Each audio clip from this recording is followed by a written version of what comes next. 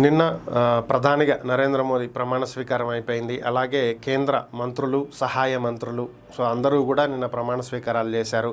ఓవరాల్గా కేంద్ర మంత్రివర్గం అయితే పూర్తి స్థాయిలో సన్నద్ధంగా ఉంది. అయితే బీజేపీ ఎంపీ ఒకరు నిన్న ప్రమాణ స్వీకారం చేసి ఈరోజు నేను మంత్రిగా ఉండను అని చెప్పారు అనేటువంటి వార్తలు ఈరోజు ఉదయం నుంచి సోషల్ మీడియాలో, మెయిన్ స్ట్రీమ్ మీడియాలో రకరకాలుగా చక్కర్లు కొడుతూ ఉన్నటువంటి పరిస్థితి. ఈ వివరాల్లోకి కనుక వెళ్ళినట్లయితే బీజేపీ పార్టీ నుంచి ఎంపీగా గెలుపొందినటువంటి, త్రిశూర్ నుంచి ఎంపీగా గెలుపొందినటువంటి సురేష్ గోపి, ఈయన నటుడు, అయితే హీరో అయితే ఆయన ఎంపీగా కూడా గత కొద్ది కాలంగా బీజేపీ తరపున పనిచేస్తూ ఉన్నారు.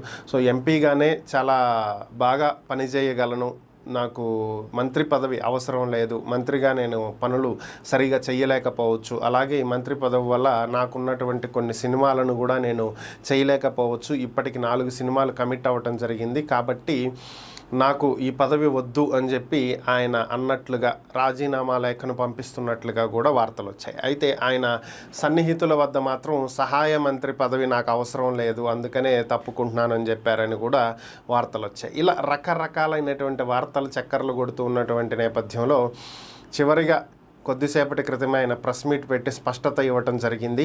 ఆయన మంత్రి పదవికి రాజీనామా చెయ్యట్లేదు, సినిమాల కారణంగా మంత్రి పదవి వదులుకోవాలి అనుకున్నారు అనేటువంటి వార్తల్లో ఎటువంటి వాస్తవం లేదు.